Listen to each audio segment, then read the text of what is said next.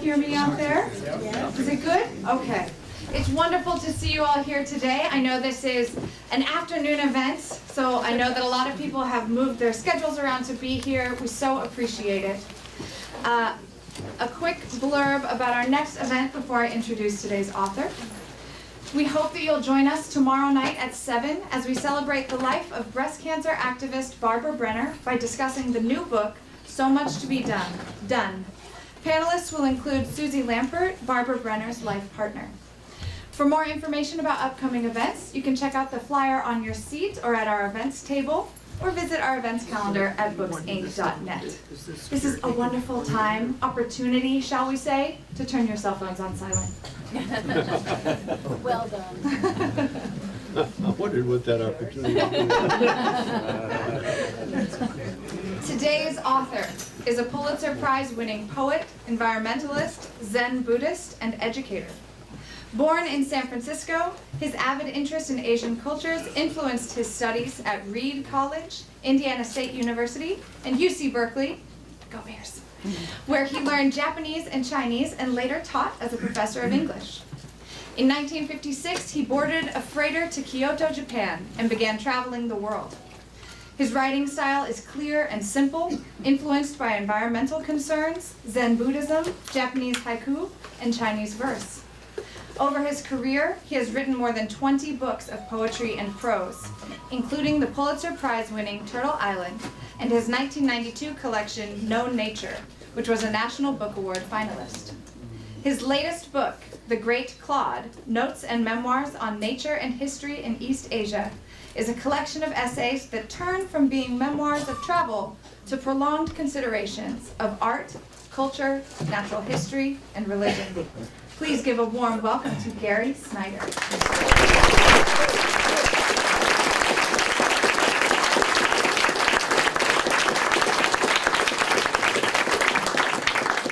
Well, I never thought I would be in here again, you know.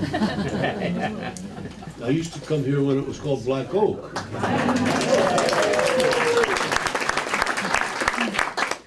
Quercus Kelogi, as we say in the Sierra. So it's very nice to be back, and I hope that the Books Incorporated move here is successful, and that they can keep it up and keep going again. So,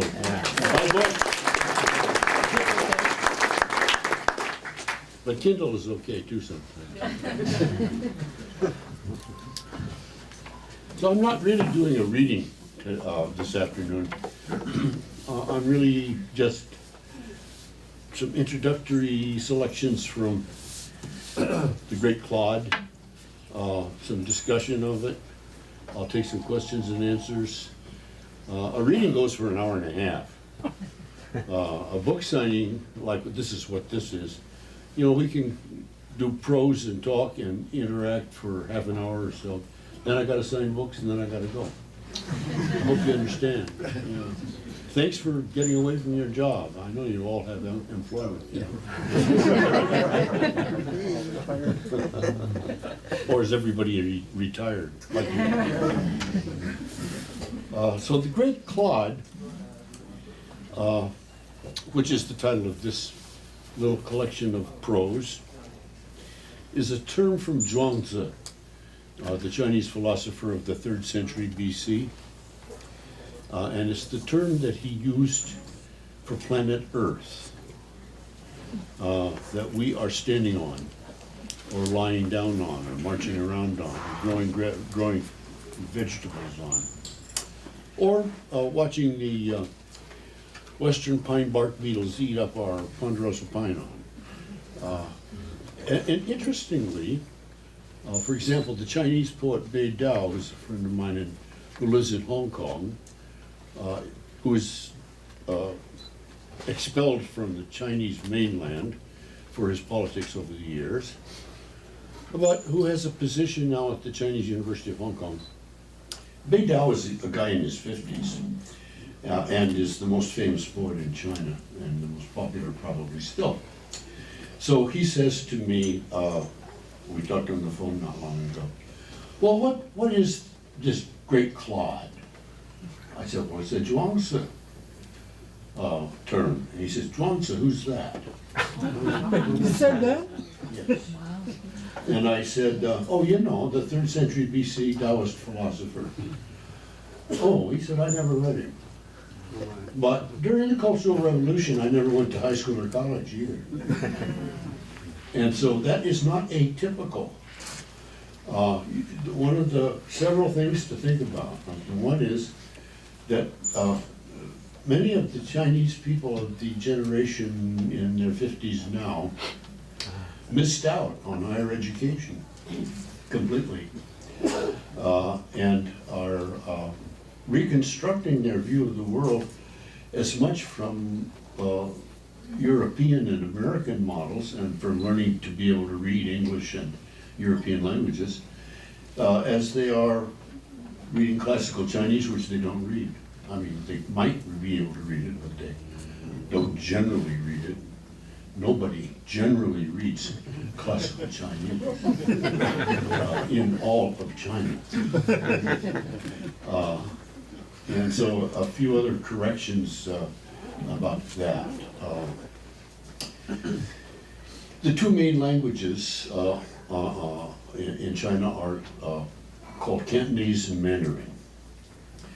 Mandarin is the term that's used for the North Chinese dialect. I would call it a dialect. North Chinese, the standard North Chinese as is centered in Beijing, and was adopted after much debate several decades ago in one of the committees, was adopted as the standard language and the official language of the People's Republic of China by about a 1% vote. 51% to 48%, or something like that. 48% voted for Cantonese, South Chinese, which actually includes or encompasses 8 or 10 subdialects. And Mandarin also includes what you might call some dialects. But there is some error in taking Mandarin to mean, as it was originally used, the language, the speech, the writing of the elite class. Mandarin is commonly used to mean like rulers, administrators, the top Chinese class. That's where it came from originally, and was as used by the Portuguese. But that's not what it means anymore. It just means North Chinese. So being able to and the pronunciation of classical Chinese, which would include poetry, you know, right up until the 18th and 19th century even, and classical Chinese philosophy or histories, vast number of printed books already in existence for centuries, is not legible really to most of the populace, and only a small proportion of the populace is even literate. Even though you may be under the illusion that China is all full of rich middle-class people who speak English, that's not really the case. China is 1 billion people, and it has a huge quantity of poverty. And that has to be, you have to shake down our sense of what China is to get to that point. The Chinese diaspora is in Cantonese. And the Cantonese language, or languages, are spoken in the Chinese restaurants of the world. From South Africa to India to anywhere you go, if you find a Chinese population, you'll find one or another variety of Cantonese, but the varieties are considerable. And in many cases are not mutually intelligible even. Maxine Hong Kingston, whose work you probably know, and I were on the same trip to China one time in 1988, flew into Canton, Guangzhou, and she had been looking forward to being able to speak in her language all through North China. Of course, nobody understood her in North China, so she spoke English, which they all understand. In the elite, they all understand it. And so, talking to the baggage handlers and the people on the tarmac, she said, oh, they don't talk it here either. And finally, the next day she said, well, I got on the bus and went out to my mother's village, and they understood me. That was that specifically located kind of language. Many of those languages are that way. I have a friend up in Nevada County named Hokichwa, and I don't know what his backstory is, but he speaks a variety of Cantonese as he learned growing up in Borneo, which has a large Chinese population. And you'll find little populations like that all over.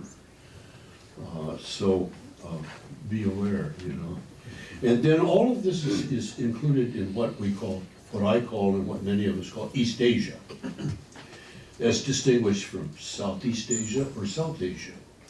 East Asia, to make it convenient, is the cultures that were touched by the use of the written Chinese character, were touched by the Confucian texts, and by some Buddhist texts, and are still extant and in relationship to each other. That is China, but it's also Korea, it's Japan, it's Taiwan, it's Vietnam as well. The Chinese language was used for administrative purposes, Chinese writing, in Vietnam up to a couple hundred years ago. And then they adopted this Romanization that was done by a Catholic priest, which is a very neat Romanization. And handles, I think it's 7 or 8 tones too, that is included in the graphics of the Romanization. So now the final little part of this, getting all that straight, is Taiwan. Taiwan speaks its own language. It is properly called Min, but the Chinese themselves often just refer to it as Hoklo. And it is a variety of the South Chinese group of languages. And it came along from the mainland 500 or 600 years ago when people on their own initiative sailed across from Fujian province, which is directly across from Taiwan, to get away from the whatever central government was there, and to start agriculture and to start community life on the western side of Taiwan, which is very good for agriculture. There was already an Aboriginal or indigenous population in Taiwan at that time that is generally figured in terms of 9 different groups, 9 different tribal groupings. And there was a lot of intermarriage, and there was a lot of sporadic warfare. And the Aboriginal indigenous population of Taiwan is still there, but they backed up into the mountains pretty much. And they learned several different languages, including English and Japanese, as well as Taiwanese, and so you don't hear much about them. But there were some Aboriginal pilots flying for the Japanese in World War II.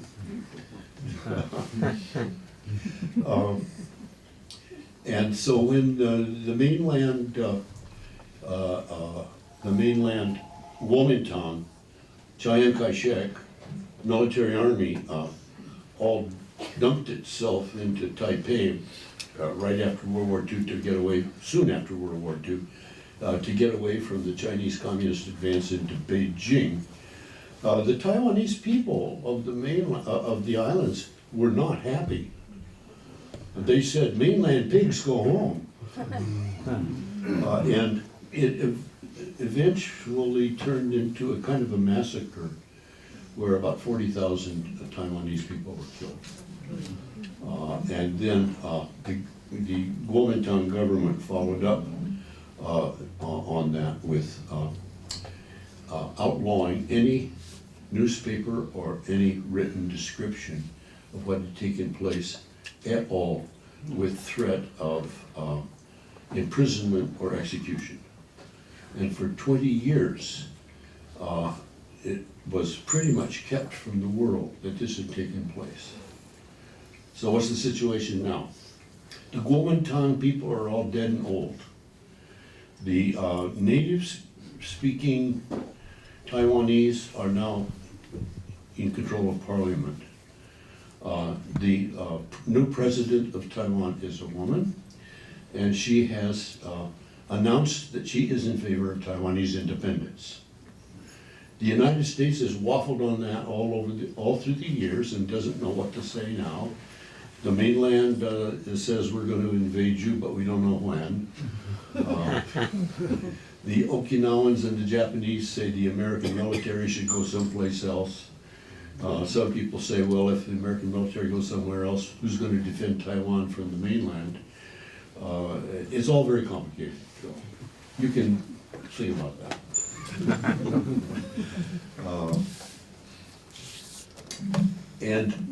My particular part in this story is that I first became extremely interested in the possibilities of what the Chinese civilization could teach us when I was an undergraduate, when I was in high school. My initial interest in Buddhism and Taoism was quite simple. It was ethical. It was not self-improvement. It was the first precept of Buddhism which says you should try not to hurt other creatures, as well as not kill people, but be less harmful towards animals, birds, and whatever.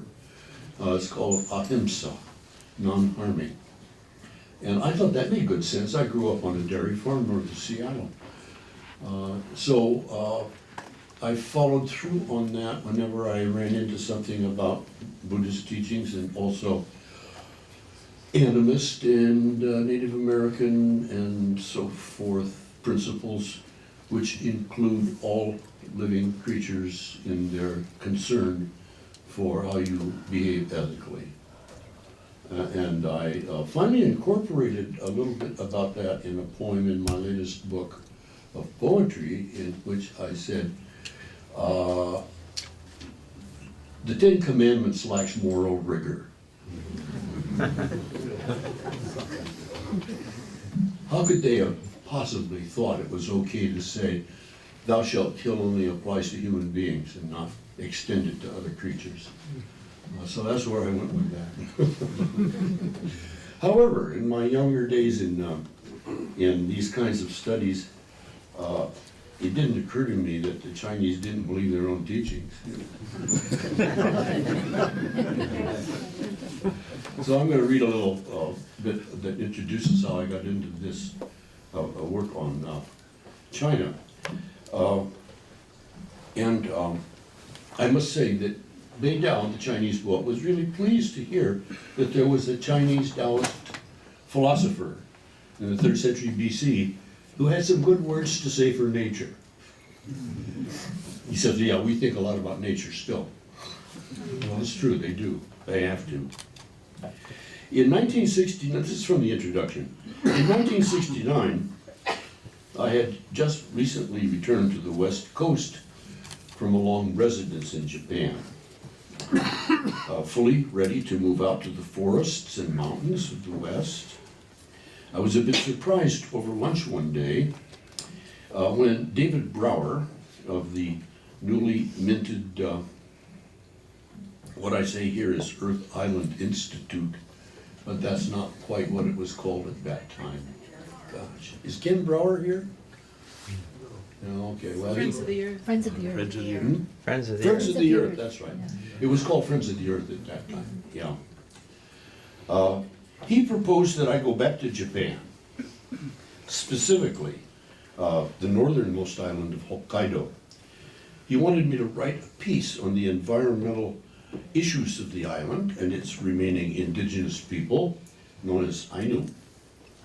He proposed that I travel together with a photographer, saying that the finished article would then be used to enlarge people's understanding of the island of Hokkaido and possibly help the world resist the development of the Winter Olympics plan that had come up for the Sapporo area.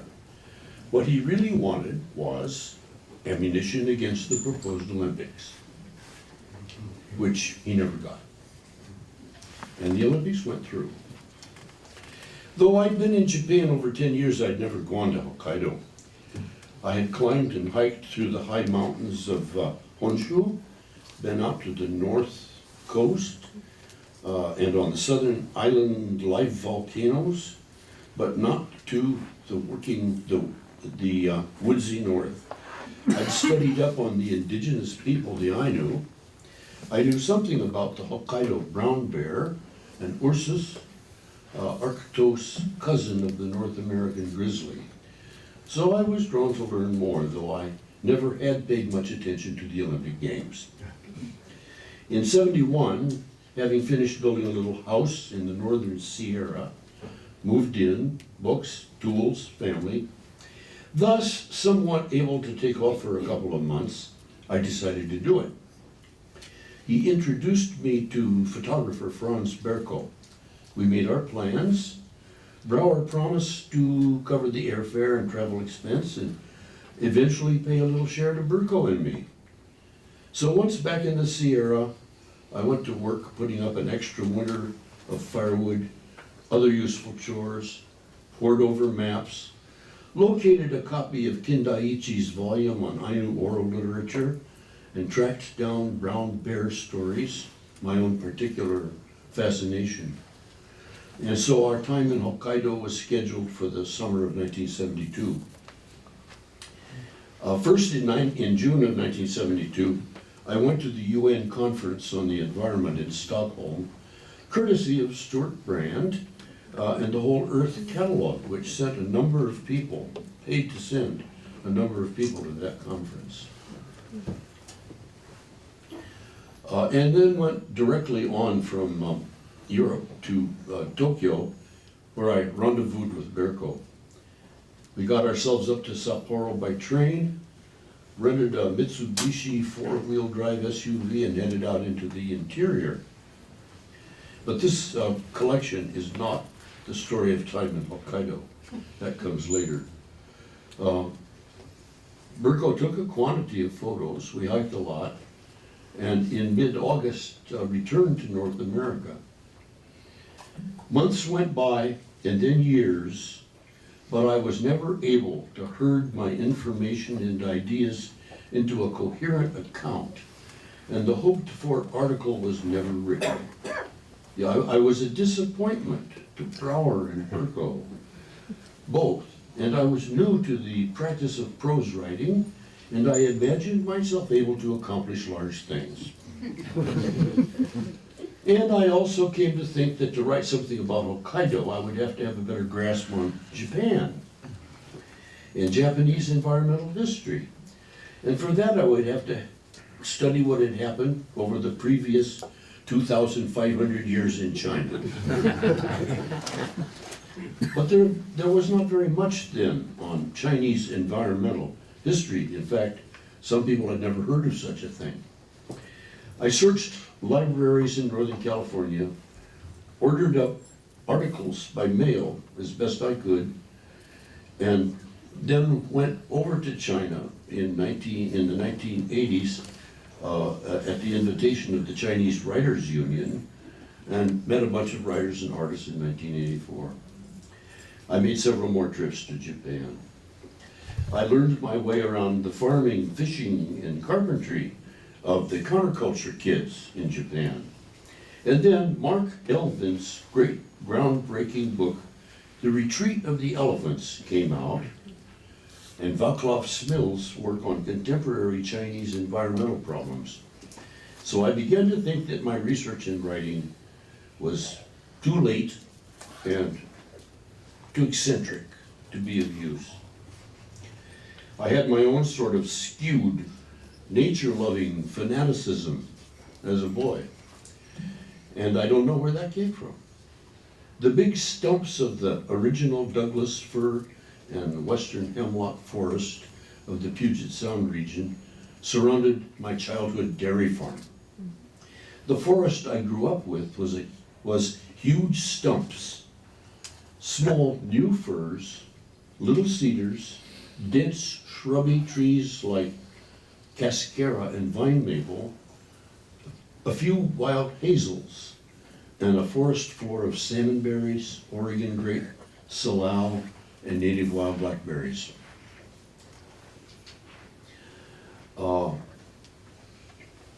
So, now where do I get here?